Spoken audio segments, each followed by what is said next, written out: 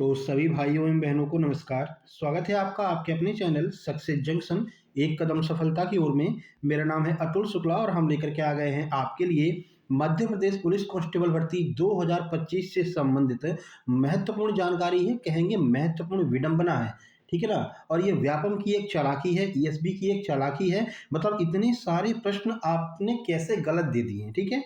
और किसको नंबर मिलेंगे, क्या कैसे नंबर मिलेंगे, ये भी आपने नहीं बताया है। इसको एक कमाई का जरिया बना दिया गया है। इसके ऊपर हम विस्तार से चर्चा करेंगे एक अलग वीडियो में। फिलहाल आपको बताते हैं भाई कौन कौन से प्रश्न किस तरह से गलत आए हैं, क्या फॉर्मेशन गलत रहा है, क्या आपसे ये लोग फीस ले रहे हैं और उसका नंबर किस किस को मिलेगा, सबको मिलेगा या फिर जो आपत्ति करेंगे केवल उनको मिलेगा, है ना।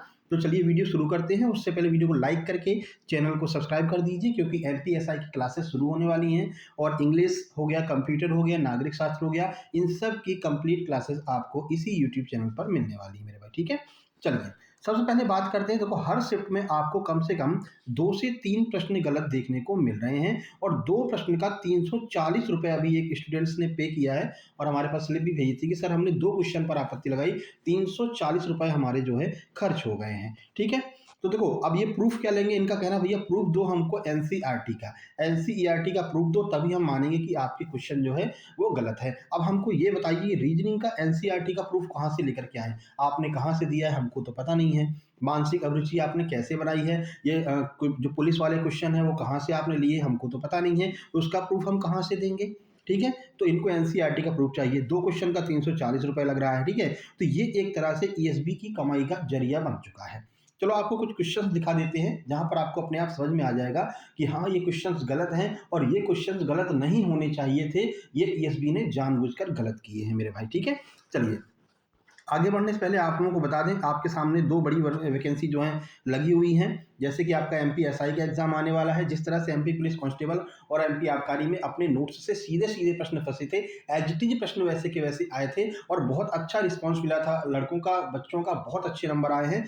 तो आप अभी भी एमपीएसआई की तैयारी के लिए कंप्लीट सुपर सिलेक्शन नोट्स ले सकते हैं, क्योंकि टाइम कम बचा हुआ है, 8 से 9 सब्जेक्ट आपको तैयार करने हैं। तो एमपीएसआई के कंप्लीट सुपर सिलेक्शन नोट्स मात्र 199 रुपये में आपको उपलब्ध कराए जा रहे हैं, आप ले सकते हैं। ठीक है, इसके अलावा मध्य प्रदेश क्षेत्र रक्षक जेल पहरी या फिर जेल अधीक्षक की भर्ती आपको पता है मार्च में आने वाली है, आपको कैलेंडर में भी दिखा दिया गया है। इसके कंप्लीट नोट्स आपको 189 रुपये में उपलब्ध कराए जा रहे हैं, जिसमें English, Hindi, GS, GK, GS, math ये सब कुछ मिलने वाला है। जो एमपीएसआई का नोट्स ले लेंगे उनको ये नोट्स लेने की बिल्कुल भी आवश्यकता नहीं है, क्योंकि इसके सारे सब्जेक्ट आपको एमपीएसआई में भी मिल जाएंगे और एमपीएसआई से ऊपर लेवल का हमने नोट्स तैयार किया है, तो ये भी आपका साथ साथ में हो जाएगा। लेकिन जिन्होंने एमपीएसआई का फॉर्म नहीं भरा है, क्षेत्र रक्षक का भरा है, वो इसके नोट्स ले सकते हैं। कैसे लेंगे, तो छोटी सी प्रक्रिया है, ये क्यूआर कोड आपको दिखाई दे रहा होगा, है ना, इसका स्क्रीनशॉट खींच लीजिए।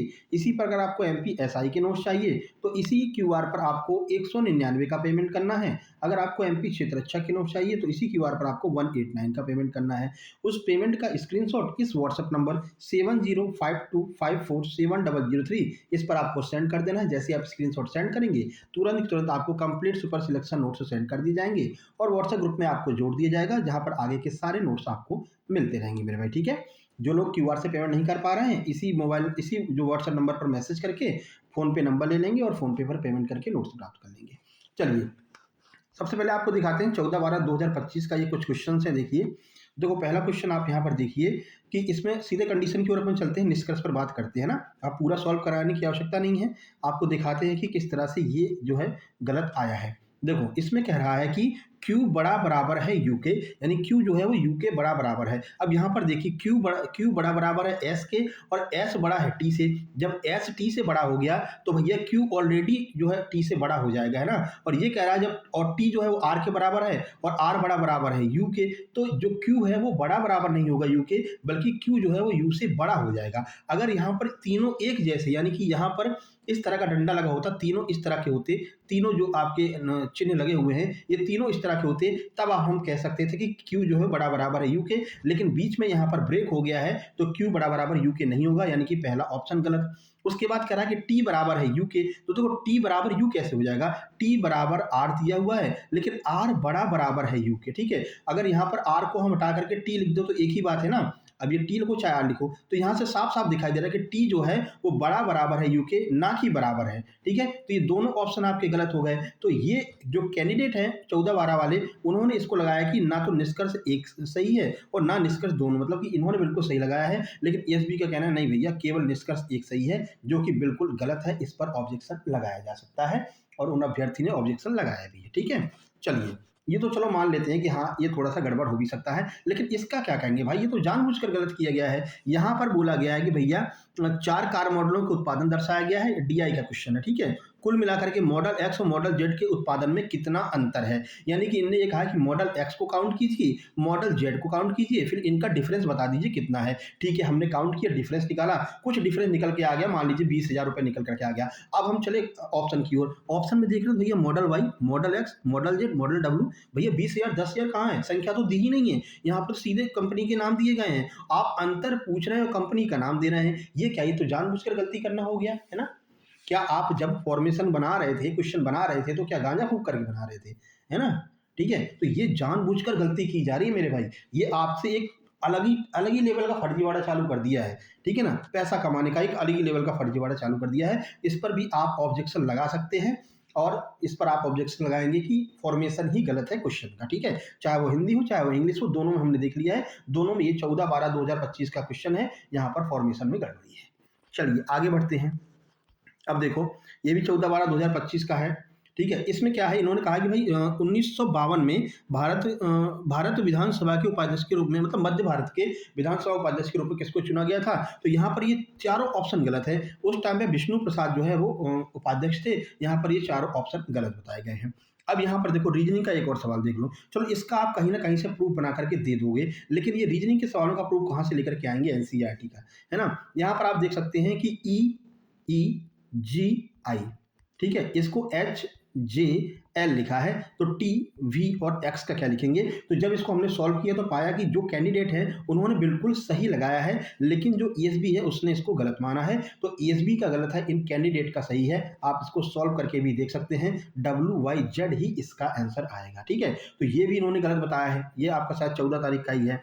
उसके बाद में आप यहाँ पर देख लीजिए, ये फॉर्मेशन देखो, मतलब कि ये तो भाई मैं तो यही कहता हूँ, ये तो जानबूझ करके गलत किया गया है। ठीक है, दो क्या कह रहे हैं, 14/12 का नहीं है, ये किसी अलग डेट का है, वो देख लो। हम तो बस आपको ये बताने आए हैं कि क्वेश्चंस को जानबूझकर गलत किया गया है, इसके ऊपर हम आवाज उठाएंगे चाहे कुछ भी हो जाए। आप हमारा साथ दो या ना दो, क्योंकि ESB का कैलेंडर जारी हो गया है, ये इनका फर्जीवाड़ा चलता ही रहेगा और बढ़िया से पैसे तुमसे कमाते रहेंगे। इसके ऊपर हम आवाज उठाएंगे। और कुछ टीचर्स लोग हैं जो जिनमें अभी भी जमीर जिंदा है, जैसे कि आपके चौहान सर हो गए, ठीक है, दीपक ठाकुर सर हो गए, ठीक है ना, और संदीप गौर सर हो गए, और अपने वो क्या नाम है, गोपाल सर हो गए। तो कुछ ऐसे टीचर हैं जो हाँ आपके साथ में खड़े रहेंगे, आपके साथ में लड़ेंगे, इसके लिए भी उनसे भी बात की जाएगी। ठीक है, उसके ऊपर अलग से वीडियो बना देंगे, उस वीडियो को सब लोग इन सर के पास में शेयर कर देना।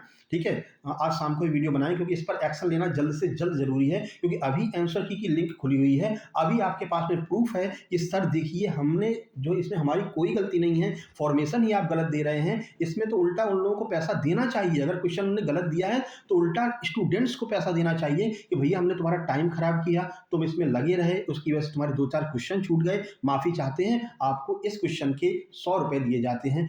जबकि यहाँ पर उल्टा हो रहा है, आपसे ही पैसे लिए जा रहे हैं, 170 160 मतलब इतने रुपए आपसे लिए जा रहे हैं। आप ऑब्जेक्शन लगाइए, फिर हम उसको मानेंगे ना मानेंगे ये हमारे ऊपर है। ठीक है ना, इसके ऊपर विस्तृत में बाद में चर्चा करेंगे। देखो यहाँ देखो, ये आपको देखो लुप्त पद वाला है कि बीच में लुप्त पद दिए जाते हैं और आपको यहाँ पर एक विकल्प सेट करना होता है।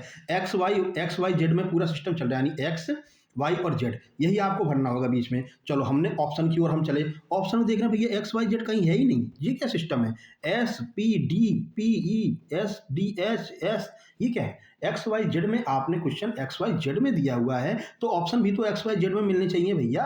आपने ऑप्शन तो XYZ में दिए ही नहीं है, PQRST लिखे फिर रहे हो, ये फॉर्मेशन गलत हो गया। अब इसमें मेरी क्या गलती है ये बताओ, है ना। ये तो गलती उसकी है ना जिसने क्वेश्चन को सेट किया है। अब बच्चा जो नहीं समझ पा रहा होगा वो इसमें लगा रहेगा, कुछ ना कुछ तिकड़म लगाएगा, और ऐसे में ये क्वेश्चन जो है 5 मिनट उस बच्चे के खा जाएगा, जो कि उसको काम आ सकते थे कहाँ पर, मैथ के सही क्वेश्चन को सॉल्व करने में। ठीक है, ये किसकी ओवरऑल हानि हुई, उसकी हानि हुई जिसके पेपर में ये क्वेश्चन आया था। ठीक है, तो ये भी फॉर्मेशन गलत है, इस पर भी ऑब्जेक्शन लगा सकते हैं। अब देखो यहाँ पर देखो कह रहे हैं एक्स वाई का पति है, तो हमने कहा एक्स है, ये वाई है, ठीक है। ये एक्स प्लस हो गया, वाई माइनस हो गया, क्योंकि एक्स वाई का पति है। क्या कह रहे हैं, वाई जेड की बहन है, ठीक है। तो यहाँ पर हमने जेड लिख दिया, तो वाई जो है वो जेड की बहन हो गई, ठीक है भैया, क्योंकि वाई पर माइनस लगा, जेड की बहन हो गई, ये इसका पिता हो गया। अब क्या करें, जेड जो है वो डब्लू की माँ है, ठीक है। तो जेड भी माइनस हो गई और ये डब्लू की माँ हो गई। अब कह रहे हैं कि एक्स का डब्लू से संबंध बताइए, तो ये एक्स इस डब्लू का क्या लग रहा है, आप देखो, ये आपकी माता जी है, माता जी की बहन आपकी क्या लगेंगी, मौसी लगेंगी। मौसी का जो पति होगा वो आपका मौसा लगेगा, ठीक है। इसको इंग्लिश में कहते हैं पैटर्नल अंकल, ठीक है ना। तो इसका आंसर होना चाहिए पैटर्नल अंकल, जो कि इस कैंडिडेट ने बिल्कुल सही लगाया है। लेकिन व्यापम ने माना है मामा। काहे माना है भैया तुमने मामा, बताइए क्यों माना है। क्या यहाँ पर आपको प्लस दिखाई दे रहा है, अगर ये बंदा जो है वो यहाँ पर प्लस होता, ये भी प्लस होता, यानी कि अगर मेरी माँ का भाई होता ये, यानी कि ये भी प्लस होता, ये भी प्लस होता, तो हम कह सकते थे, ठीक है। लेकिन मेरी मामा का मतलब मेरी माँ का भाई नहीं है, मेरी माँ की बहन का ये जो है पति है, ठीक है ना। तो ये तो पैटर्नल अंकल होना चाहिए, तो इस पर भी आप ऑब्जेक्शन लगा सकते हैं, ठीक है। और आपको एक अलग ही सिस्टम बताते हैं कि पिछली कंपनी में और इस कंपनी में क्या डिफरेंस है। पिछली कंपनी क्या करती थी, 50 रुपए आपसे लेती थी ऑब्जेक्शन लगाने के, और अगर एक क्वेश्चन पर कोई ऑब्जेक्शन लगा चुका है तो उस पर कोई दूसरा बंदा ऑब्जेक्शन नहीं लगा सकता था। तो ऐसे में कमाई कम हो रही थी। इसने कहा यार ये तो गड़बड़ हो रहा है, एक क्वेश्चन पर लग गया है, अब उस पर कोई और लगा ही नहीं पा रहा है। तो इसने क्या किया, वो सिस्टम ही खत्म कर दिया। पहले आपको दिखाई देता था भैया, नीले कलर से आता था, इस पर ऑब्जेक्शन लग चुका है, कोई और इस पर नहीं लगा सकता है। अब वो ऑप्शन खत्म कर दिया, तुमको पता ही नहीं चलेगा कौन से पर ऑब्जेक्शन लगा, कौन से पर नहीं लगा है। इसी एक क्वेश्चन पर मान लीजिए 20 बंदों ने जो है ऑब्जेक्शन लगाया है, 20 गुणा 150 भी मान लो, सीधे सीधे 3000 रुपए का इनको बढ़िया सा फायदा मिल गया। एक ही क्वेश्चन पर इतने 3000 रुपए कमा लिए। अब आप समझ लीजिए फॉर्म कितने भरे गए हैं, 9 लाख। एग्जाम कितने लोगों ने दिया है, 7 लाख 20 हजार लोगों ने। मान लीजिए इसमें अगर बहुत सीरियस कम ही लोग होंगे, मान लीजिए हम तो ये मानते हैं बहुत कम सीरियस लोग हैं, मान लीजिए 2 लाख लोग भी सीरियस हैं, 2 लाख लोगों ने भी ऑब्जेक्शन लगाया, एक एक क्वेश्चन पर लगा लिया, 150 गुणा 2 लाख कर दो, कितने का फायदा हो गया, ठीक है। और कोई एक पे नहीं लगाता है, अगर उसको नंबर मिल रहे हैं तो भैया वो 3-4 पे कहेगा चलो ठीक है, इतना पैसा हम फूक दे रहे हैं, इतना खर्च किया, चलो इतना और खर्च कर देना, नंबर शायद बढ़ जाए, है ना। लेकिन इनकी तो कमाई हो गई, लेकिन उस बंदे की जेब से पैसे चले गए। दूसरी बात, आप उस पर नंबर देंगे या नहीं देंगे वो भी उसको पता नहीं है, उसके नंबर बढ़ेंगे या नहीं बढ़ेंगे वो भी उसको पता नहीं है मेरे भाई, ठीक है। ये अलग ही लेवल का मतलब वो चल रहा है फ्रॉड, ठीक है। चलिए ये क्वेश्चन देख लीजिए, इसमें देखिए क्या कह रहे हैं, मध्य प्रदेश में भीतरगढ़ मध्यम सिंचाई परियोजना किस नदी घाटी से संबंधित है। अब बताओ, ये मध्य प्रदेश में है, मध्य प्रदेश में गंगा का नामो निशान है क्या, कहीं कहीं पर भी गंगा का नामो निशान नहीं है, ठीक है। अगर ये सोन नदी पर होती तो एक बार हम मान सकते थे कि हाँ सोन नदी भाई गंगा में जाकर के मिलती है, लेकिन ये सोन नदी की परियोजना नहीं है, यानी गंगा तो इसका आंसर बिल्कुल भी नहीं होना चाहिए। आंसर इसका एमपी की ही नदी होगा, ठीक है। और एमपी की नदी कभी भी सोन को छोड़ करके कोई भी नदी गंगा में नहीं मिलती है, तो ये भी आपका गलत हो जाएगा। इन्होंने गंगा माना है, गंगा तो इसका आंसर बिल्कुल भी नहीं होगा। और देख लीजिए एक और क्वेश्चन, ये देखिए इसी तरह का क्वेश्चन है, लीलगी मध्यम सिंचाई परियोजना मध्य प्रदेश की किस नदी घाटी से संबंधित है। इसमें भी इन्होंने गंगा माना है, गंगा बिल्कुल नहीं होगा, ठीक है। तो ये 2 क्वेश्चन आप देख सकते हैं, ये भी गलत है, इन पर भी ऑब्जेक्शन लिया जा सकता है।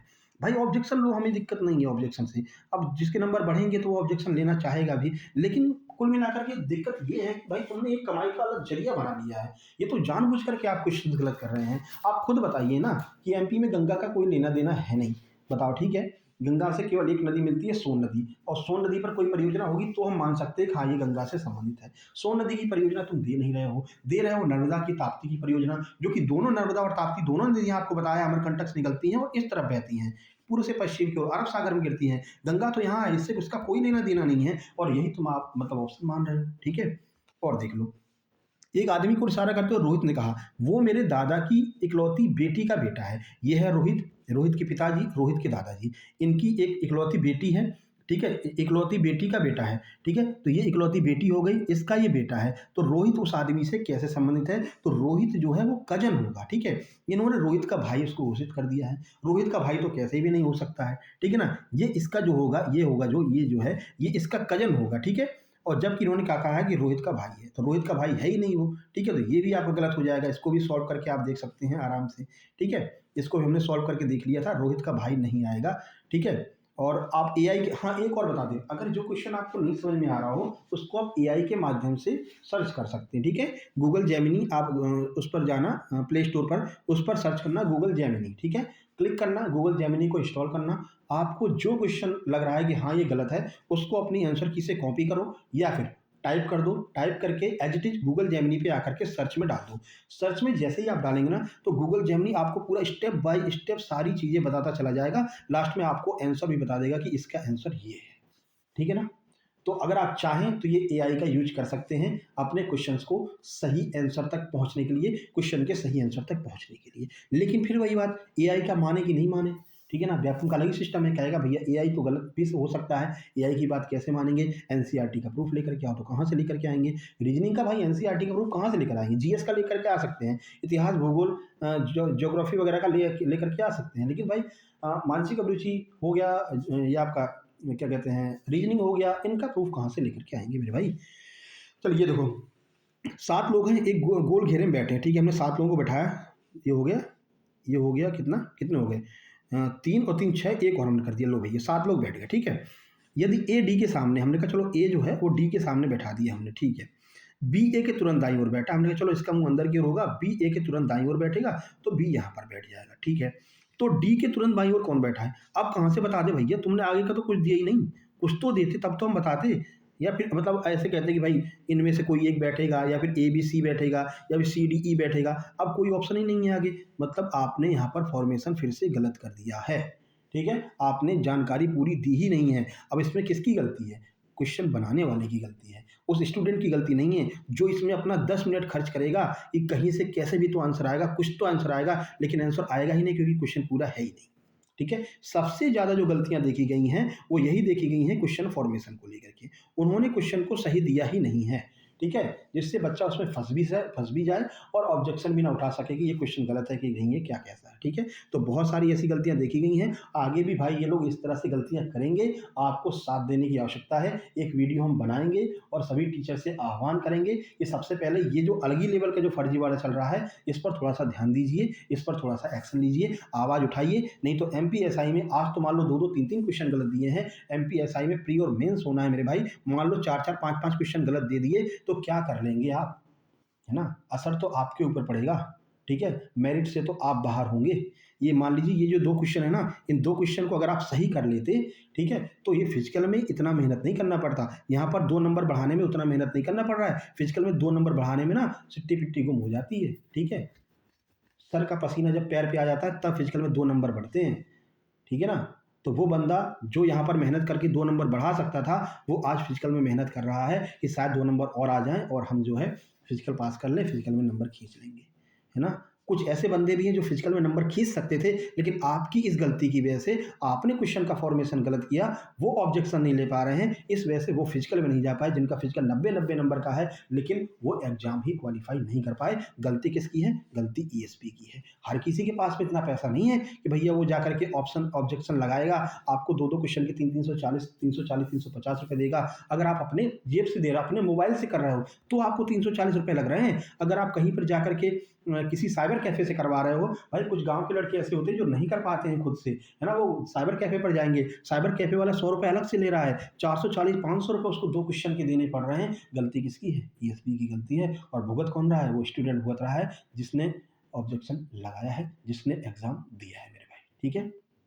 तो देखो, बाकी बात करते हैं कि क्या सर सबको नंबर मिलेंगे, तो बिल्कुल भैया सबको नंबर मिलेंगे, चाहे आप ऑब्जेक्शन करो या नहीं करो। मान लो इस क्वेश्चन पर किसी ने ऑब्जेक्शन किया, ईएसबी ने इस क्वेश्चन को गलत माना, हाँ मेरी गलती है, 1 नंबर हम दे रहे हैं, तो ये उस सभी बंदे को मिलेंगे जिसके एग्जाम में ये क्वेश्चन आया है, जिसने इस शिफ्ट में पेपर दिया है, उस सबको 1-1 नंबर दिए जाएंगे।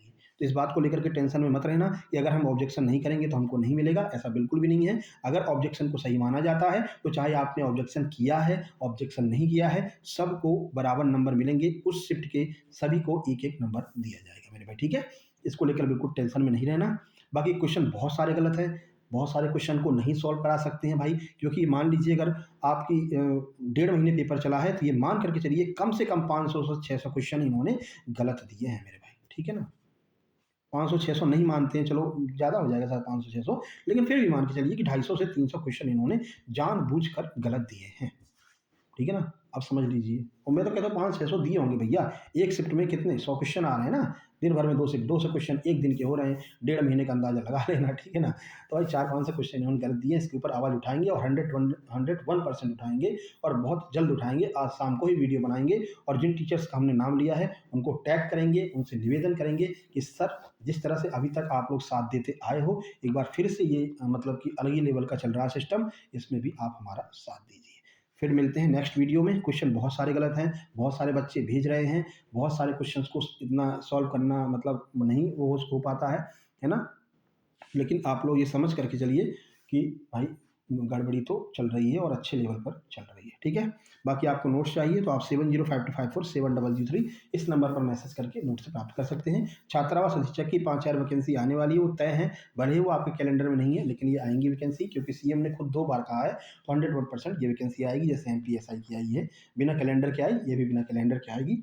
इसके नोट्स भी उपलब्ध हैं, आप लोग प्राप्त कर सकते हैं। चलिए फिर मिलते हैं नेक्स्ट वीडियो में।